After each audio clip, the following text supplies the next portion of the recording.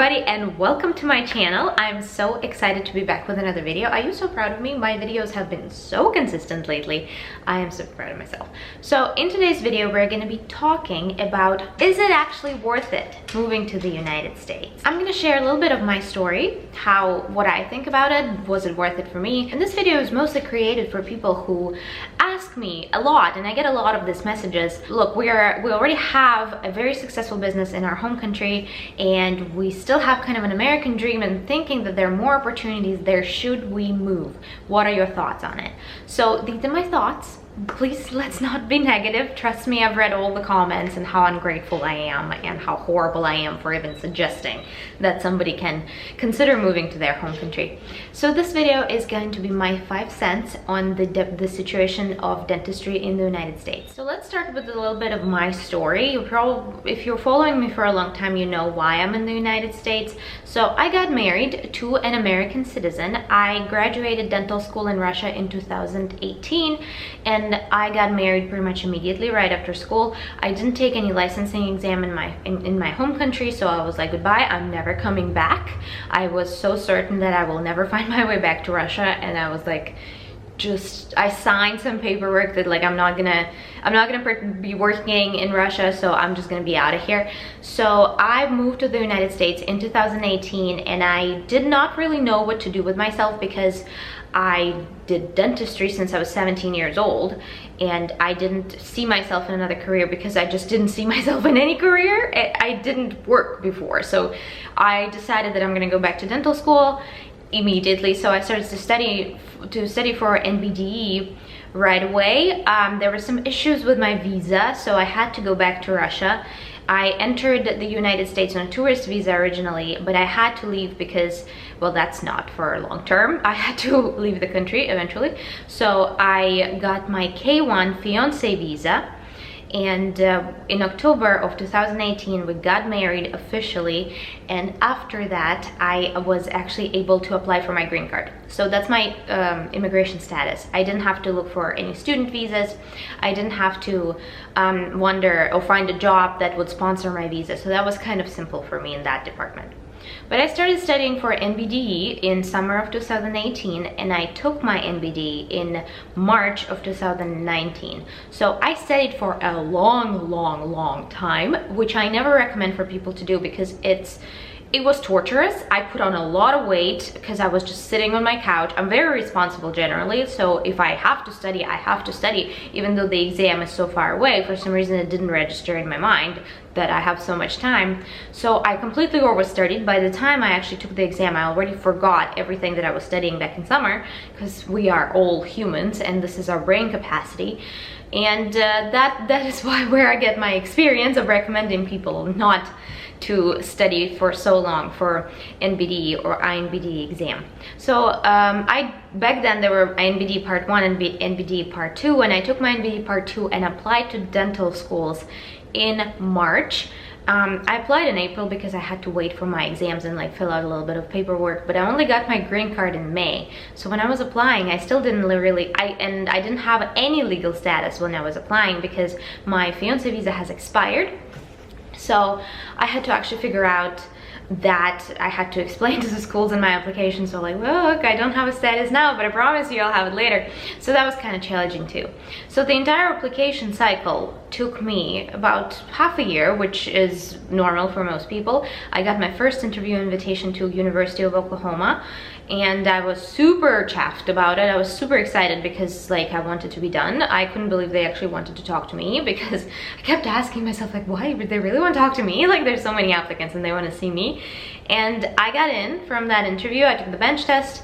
Interview was in early October. I got the news in like late October. So as soon as I got an invitation from them, I had invitations from other schools, but as soon as I got the acceptance letter, I was like, I'm done. This was so stressful. I'm done. I loved the school. It was an awesome school. I was like, we're moving. That's it. I'm not gonna wait for any other schools. I'm just gonna pay and I'm just gonna go. So I moved to Oklahoma in January of 2019. That's when the program started. We loved Oklahoma. We thought we would stay. So not 2019, 2020, that's January 2020. So that's when we all know what happened in 2020. So COVID started. So we kind of all closed off, but the school didn't stop. We still studied, but we studied online. But BU didn't get enough people in their program, and they reached out to me because my address was in Boston. So when I received an invitation from BU, I thought it was a joke because it was over a year after I applied. So I still went to an interview just to kind of see it. I don't know why. My husband really wanted me to go and talk to it, because if I had an opportunity to go to Boston, he's in law school. He wanted to go to a good law school because it really mattered to him. So I did it for him. I got in. I moved to Boston again for him because he managed to get into a better law school in Boston, and now we're here. I went to dental school. It took me 2 years. The program is 2 years, and in 2022 I actually finally graduated and got my license. So overall, that was like a whole process in a nutshell. Overall, it took me about 4 years. 4 years to get a license. I moved in 2018. That when I started studying. Application 2019. 2020 was kind of a weird year, but I did start studying in school. 2022 plus 2 years, I graduated. So that's how many years it actually takes. I feel like it's a little bit misleading when people read like, oh, it's just gonna take me 2 years to get my license. That's not too bad at all. 2 years, it's super fast. It isn't. It's 4 years actually, because you have to account for your studying time and for your application time. And I feel like it escapes people's attention a lot. It's gonna take you 4 years. Maybe it's gonna take you longer. It depends on your GPA, on your exams. Like, can you pass the exams at the first attempt, or do you need multiple attempts? So this is the best case scenario. In the best case scenario, it's gonna take you at least 4 years. So plan for that. So how much money did I actually invest in this process is, I think, a very important criteria to consider if you're deciding, does it worth moving to the United States or not? So dental school is expensive, and my next video actually is going to be all about the cost of dental schools all around the country, so stay tuned for that. But now, briefly, just dental school is going to cost you starting from $80,000, and that's the cheapest, to up to almost $300,000 per year. So dental schools are super expensive, and a lot of those also include additional costs that are never included in just tuition. That's just bare tuition that has sometimes additional pitfalls that you don't think about, like instrument cost and cost of exams that you have to take, and cost of books and stuff. So none of that most of the time is usually included. Some schools included, and which is super nice, but you will still have additional pitfalls that they will ask you to pay. So I went to University of Oklahoma at first. So of course the cost of application is a separate video, and I had a video on that before, so please check it out if you are interested. So the cost of application in and of itself was high, but cost of bench test is at least $1,000, something that you will have to account for too. So after you already invested in the application process, in general, if you're applying to about 10 schools, it's going to cost you only $1,000 to just submit the application through Capit. If you have, plus they all have supplementants, which is also at least $100. Some schools have 85, some schools I've seen about 200, 150. So average is about $100. So if you apply to those 10 schools, plus to that you're gonna have to pay another $1,000. So that's $2,000 to just send your application in the Oblivion, so they have a chance to take a look at it. If you do actually get invited to an interview, good for you. There's always an interview fee. If the school does not have a bench test, the interview fee will be lower. Great, but most schools do have a bench test, and the bench test cost will vary greatly depending on the school. I think University of Oklahoma was about $1,500. So that's another cost. If you do get multiple interviews, you will have to account for that. You'll have to account for travel to the destination for your hotels, because if the school has a bench test, most likely the interview is multiple days. So you have to invest immediately a lot of money. I didn't even count TOEFL, and I didn't count NBDE costs. So just to apply, you will have to find that money. And if you live abroad at this point and you do not live in the United States and you don't have any income in the United States, if I'm thinking in Russia and the prices are in rubles, which is a completely different currency, and the cost of a ruble is much lower than a cost of $1, it's a lot of money to just come up with, to just apply. So that's something that you had to invest in originally. Plus, if you do get if you do want to start school, when you get an acceptance letter, immediately you're going to have to pay a fee to reserve your spot, and that's usually significant enough, so like $10,000 to reserve your spot, so it's not easy for you to just say, like, forget that money, I'll just drop out. So they do want you to put significant investment in when you are getting into the school. So that's and that is not covered by any student loans. That is out of your pocket that you're gonna have to pay. So that's another thing that you have to consider. Plus, when I got into the school, and most schools for the first year, for the first half a year, have a kind of smaller tuition because they don't officially enroll you in the school. So University of Oklahoma cost me about $13,000, which is the price of a car, just saying. So that was, and also that was not covered by a student loan because I was not officially enrolled in school. They enrolled us in the summer officially, so this first half a year had to be paid out of pocket. So it was kind of tough to pay, but at least when I dropped out of University of Oklahoma, I didn't lose the entire year's worth of tuition.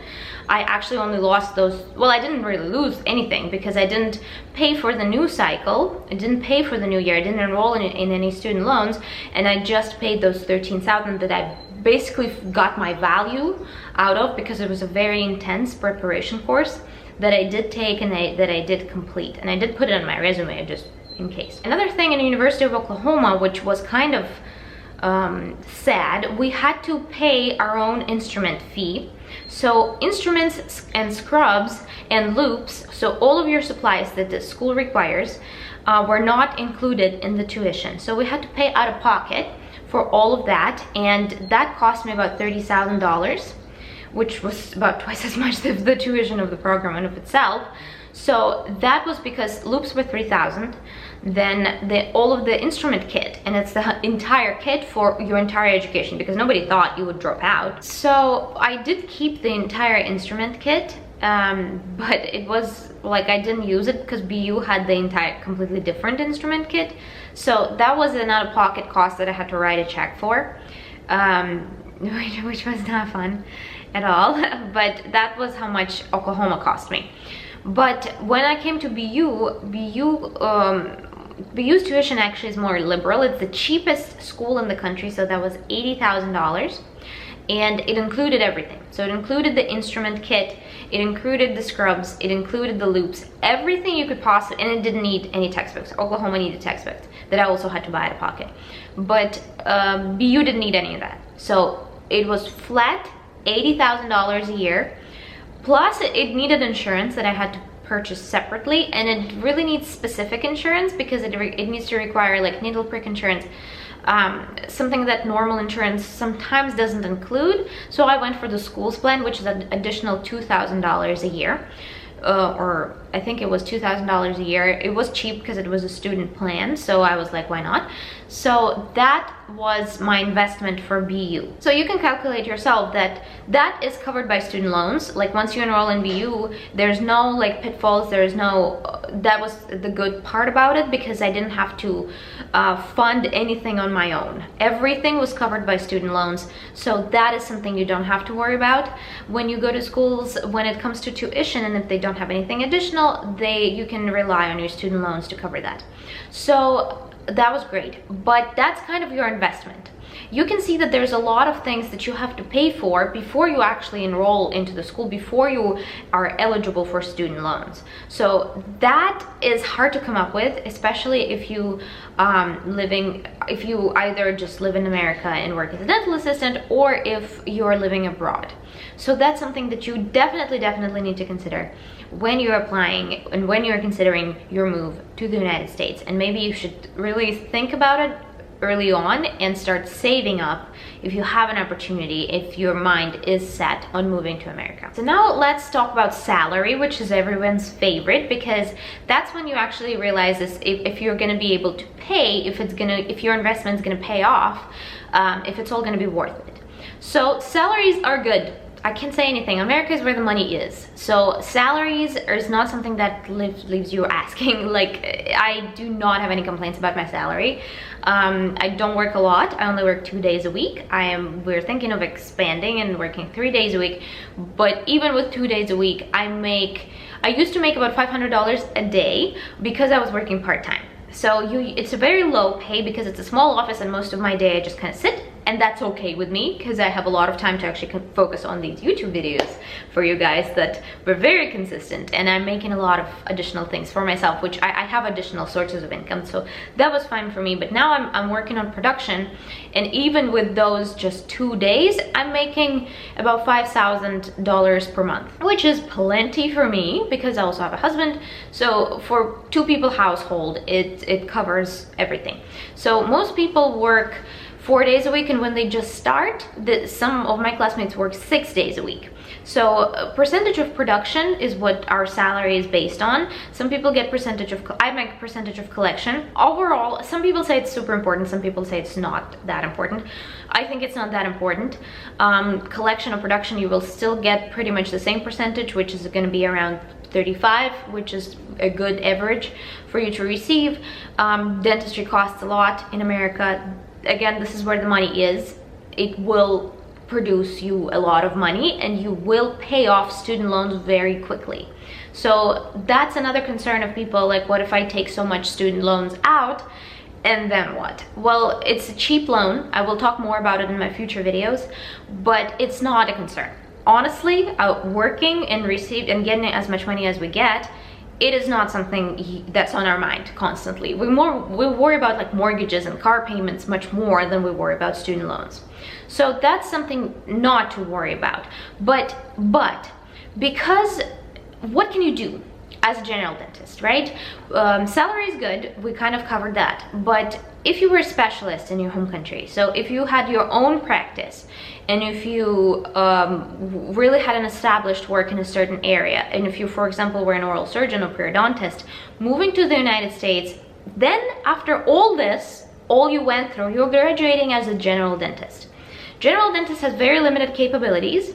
Even though you can do pretty much whatever you want, nobody's gonna restrict you in saying like, oh, you can place implants, or you can do this and that. You can do anything. I've seen general dentists place braces, like bracket and wire braces. I'm not talking about Invisalign. So literally there's no restrictions. But when you do those procedures, you have to understand that you will be paid less. If you're working as an associate, your percentage of production will be less for the same procedure. And I have noticed it myself, because I do a lot of extractions, and we also have a periodontist in our office who also does extractions. I do the same procedure on pretty much the same patient, and she would get twice as much. So that's a pitfall that you may notice as a general dentist, and that may want you to kind of consider going into a residency. When it comes to a residency, it's a completely different bag of beans. Yes, you can get your license through residency and just kind of forget this entire CAPIT part and go straight to residency. I do find it troublesome. It was not a choice for me, and it's not a choice for every single state. So I don't like being limited. So that's why that was my story. And again, this video is about my story. So if you think about, if you were a specialist in your home country, and you're thinking that you are going to live in New York, for example, and you will have to go to residency, that is another hurdle. So that is 2 to 3 years long. So altogether, your time investment plus application cycle, so the application times is the same. So that will take you about 4 plus 3, about 7 years or more plus. So it depends on your age. Like, does it worth it for you? Will you get much more money? And will your life really change if you move to the United States? I wouldn't say so, because the cost of living, even though the salaries are really generous, cost of living in the United States is incredibly, incredibly high. Cost of houses is insane. It's over the roof, no pun intended. But it's really difficult to find a house. When I was writing my book that I have right here, and I was looking for national averages, and when I was looking for national averages, it looks okay. Like, it looks like, oh, I can afford that. but it's not really the case, because national average is like, if you look for a national average of a house, and they're comparing a shack that's unlivable to a mansion that's completely unachievable. So when you're trying to find the middle ground, you have to consider so many things. Like if I'm looking in a national average in the state of Massachusetts, the average cost of a house is about $400,000. And I had a budget of $400,000. I was trying to find a house in $400,000, and it brought me to very unsafe neighborhoods, or neighborhoods that are so far away from the city that wouldn't really make sense. So if you're trying to find something that's in a reasonable area close to work, that is going to cost you. So that's just price of real estate I'm talking about. It also affects just the cost of life, cost of daycare, cost of food, cost of just entertainment, cost of cars, cost of gas. So all that money that you make from your job as a dentist goes super quickly. Making that much money and you work so much to make that, like, to become a millionaire or whatever, and it's possible to become a millionaire in the United States, but does being a millionaire matter as much here as it would matter in Russia? No, because $1 million is really, in American money, not that much, because the cost of a house, one house, is gonna be touching $1 million. So it's gonna go really fast. So that's kind of my 5 cents on that. And I'm not gonna make a decision for you if it's worth it or not. For me, of course, I don't really have a choice to say that it was worth it or not, because I was moving to be with my husband. So I didn't have a choice. But living here, do I think that my life quality is completely different to people who work in Russia right now, who are my classmates? No. I would say that their quality of life, well, not considering the political situations or whatever, but how much they make and what can they afford in Russia is much better than how much I make and what I can afford in the United States.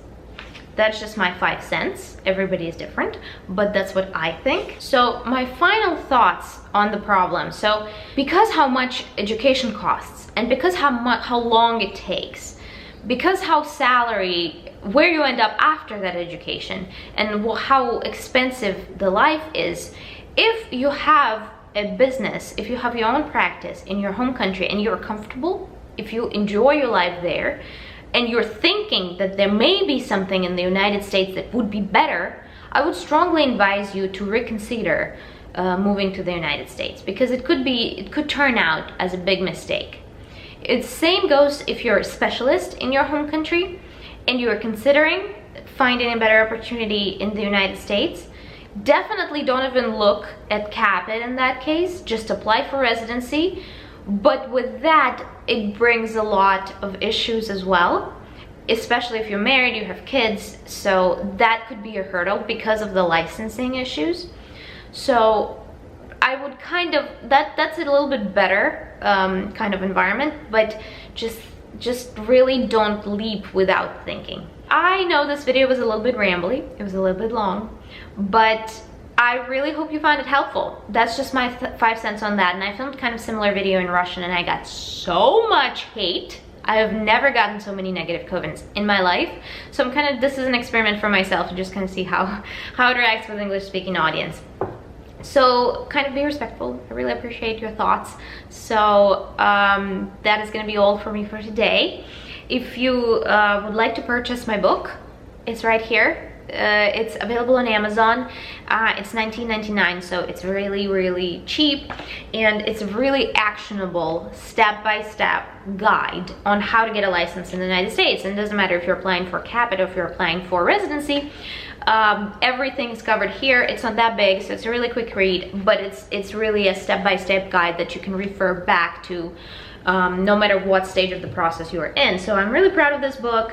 If you don't have access to Amazon and would still like to purchase it, just either email me or DM me on Instagram and we can find a way for me to ship it to you, because I can ship it internationally. I don't even care where to send it. So let me know if you're interested, and also check out my website. I do a lot of services with help with the application if you need that. I have a lot of cool webinars coming out and cool courses, which I'm super excited about too, so check out, link is in the description. I hope you enjoyed this video, and I will see you in my next one. Bye.